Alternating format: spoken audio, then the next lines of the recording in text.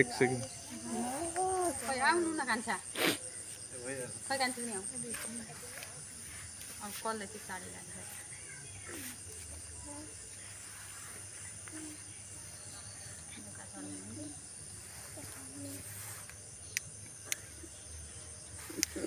नहीं दियोगे खाली अब दीप पोहर तो दियो दीप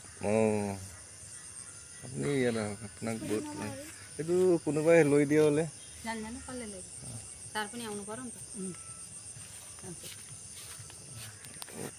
সকলোকে বহুত বহুত মানে সকলোকে নমস্কাৰ জনাইছোঁ আৰু আপোনালোকক লগ পাই সকলোকে বহুত ভাল লাগিছে মই একচুৱেলি মানে শিক্ষা পৰিৱেশ শান্তি আৰু একতাৰ উদ্দেশ্যলৈ এনেকৈ সজাগতাৰ মাধ্যমেৰে ল'ৰা ছোৱালীক এনেকৈ ঘৰে ঘৰে শিক্ষাদান কৰি আহিছোঁ বিনামূলীয়াকৈ তেওঁলোককতো আজি বহুতবাৰ লগ পাইছোঁ আগতে কিন্তু আপোনালোকৰ কেম্পাছত অহা নাছিলোঁ আজি লগ পাই ভাল লাগিল আৰু তাই ভাল পাৰ্চেণ্টেজ লৈ পাছ কৰিব যেন লাগিছে বস্তুটো আজি মই গম পাই গ'লোঁ হিণ্ট এটা নিশ্চয় ভাল নম্বৰ পাই পাছ কৰিব তেওঁলোকৰো মেৰিট আছে বাৰু তেওঁলোকৰো নাম কৰিব তাইৰ ওপৰত নিশ্চয় এই অঞ্চলৰ নাম কৰিব বুলি মই আশা কৰিছোঁ আৰু কথা হ'ল মানে কি এতিয়া আচল মূল কথালৈ আহোঁ আজি মই এনেকৈ যে ৰাতি ৰাতি গৈ যে গছ পুলি ৰুবলগীয়া হৈছে মইতো ডেইলি গছ ৰুওঁ এটা দিনো বাদ নপৰে আপোনালোকেতো গম পায়ে আছে যিহেতু আমি একে গাঁৱৰ মানুহ নিচিনা হৈ গৈছে আৰু এইখন জেগাটো মই এনেকুৱা লাগিছে ভৱিষ্যতে মই ইয়াতে ঘৰ চৰ বনাই থাকিম নেকি এৰিয়াটো মোৰ মানে মানুহকেইজনৰ লগত মিল হৈ গৈছে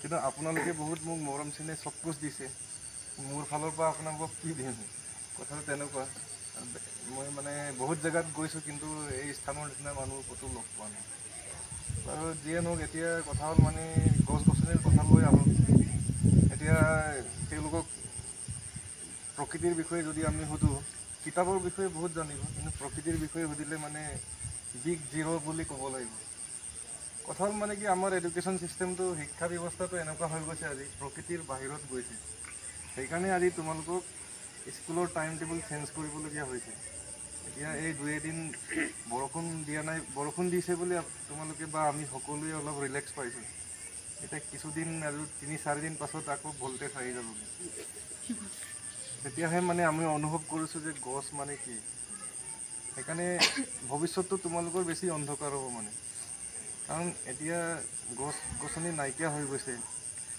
গছ গছনি নাই মানে অক্সিজেন লেভেল নাই আৰু আমাৰ কাৰণে কম কম বয়সত মানুহ এতিয়া বহুত মৃত্যু হৈ গৈছে এতিয়া বেলেগ ষ্টেটবিলাকততো নিউজততো হয়তো পায়ে আছে আজি আমুকজন মৃত্যু হ'ল কানি আমুক কিন্তু আমাৰ অসমতো আহি আছে এই প্ৰভাৱটো কিন্তু আমি সকলোৱে অন্ততঃ অকণমান অন্ততঃ 1% যদি আমি সজাগ হওঁ নিশ্চয় আকৌ পৰিৱেশটো ভাল হ'ব বুলি মই আশা কৰিছোঁ আৰু বিশেষকৈ আপোনালোকে বহুত জ্যেষ্ঠ ব্যক্তি আছে মানে মোৰতো বিশেষ মই বক্তব্য কৰিব নাজানো কিন্তু কথা আপোনালোকক উল্টাকৈ মই ক'বলগীয়া আছে কথাটো মোৰ বেয়াও লাগিছে কিন্তু আপোনালোকক যদি শগুন চিলনী কাউৰীৰ কথা যদি কওঁ তেতিয়াতো সেইবোৰ ক'ত গ'লগৈ কিন্তু আমিহে তেওঁলোকক মানে হেৰি কৰি দিছোঁ মানে আগতে সকাম কৰিলে পূজা কৰিলে কাউৰীবিলাক আগত আহে তেওঁলোকক আমি মাতা নিচিনা বস্তুটো আৰু তেওঁলোকে মানে কি আমাৰ এনভাইৰমেণ্টটো চাফা কৰে এতিয়া সেইবোৰ যদি নাই আমাৰতো জীয়াই থকাটো অসম্ভৱ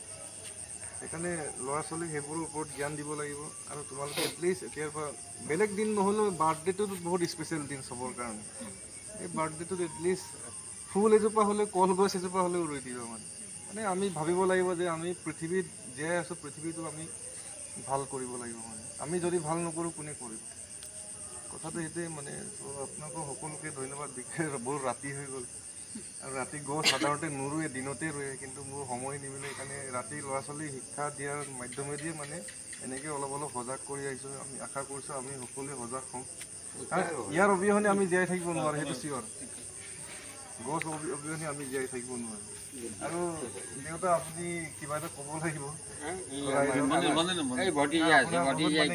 মোৰ অলপ ই হৈ আছে কালিৰ পৰা অলপ অকণমান কিবা আপোনাক সকলোৱে মানে চিনি পায় আপুনি ক'লে ৰাইজে মই ক'লে কিয় মানিব মইতো সাধাৰণ এজন ব্যক্তি, কিন্তু ভাই, আপোনাৰ আউনো সকলোৱে নাই জানে। আপুনি কৈ দিয়ক ৰাইজক।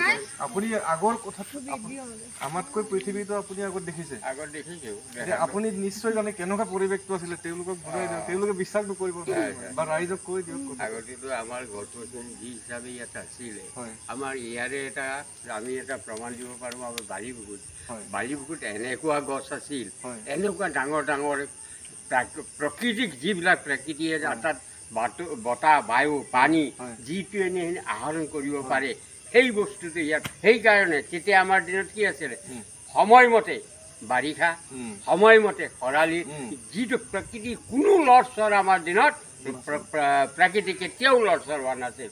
ঠিক সময়মতে যিটো হ'ব লাগে সেইটো হৈছিল। কিন্তু শুনি লোৱা মানে আজি কি হৈছে, আজি এনেকুৱা পৰিৱৰ্তন হৈছে, বাৰিষা কেতিয়া আহে, খৰালি কেতিয়া আহে, ঠাণ্ডা কেতিয়া আহে, গৰম কেতিয়া আহে, কোনেও ক'ব নোৱাৰে। এইটো একমাত্ৰ এইটো হ'ল আমাৰ এই গছ গছনিৰ কাৰণে আজি এইটো অৱস্থা হৈছে। কাৰণ গছ গছনি কাটি ৰাস্তাত যি বুলি ক'লে, আমাৰ যদি চাহ ল'বলগীয়া হয়, এটা ৰাস্তাত গছ এটা নাই। আগত আমাৰ কি আছিলে, যেতিয়া আমি খোজকাঢ়ি আহোঁ তেতিয়াতো গছত প্ৰত্যেক ঠাই গছ, তাত দৌৰি পেলাই 5-10 মিনিট আমি সময় জিৰণি লওঁ। সেই সময়ত তাৰপিছত আৰু কি ধুনীয়া পৰিৱেশ। কিন্তু আজি কি হ'ল সেই পৰিৱেশ? গতিকে গছ গছনিৰ অতি অনিবাৰ্য। এই যে গছ গছনি আমি ৰুই আজি প্ৰকৃতিৰ যিটো ধ্বংসলীলা হৈ আছে, সেইটোৰ পৰা আমি বচাব লাগিব। আজি সেইকাৰণে গছ গছনি আমি ৰুই তাক ৰক্ষণাবেক্ষণ দিয়াটো কৰ্তব্য।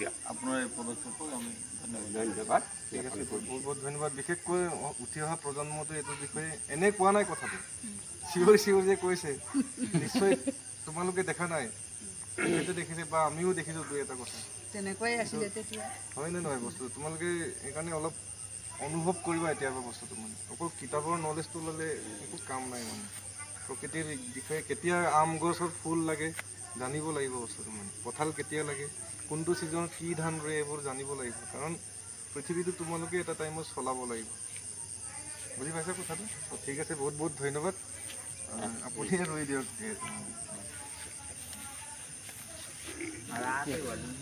যেনে তেনে কিন্তু অকল ৰুলে নহ'ব, প্ৰটেকশ্যনটো কিন্তু বহুত ইম্পৰ্টেণ্ট। ঠিক আছে তবে রাখে দিন তো মম্মি না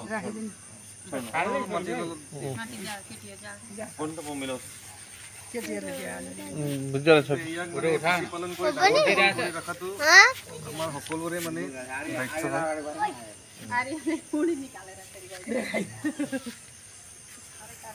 আবার যা আবার टमाटर लगा जाता মাটি অলপ দি দিয়া। टमाटर लगा था जाता ঠিক আছে বাৰু, সকলোকে বহুত বহুত ধন্যবাদ।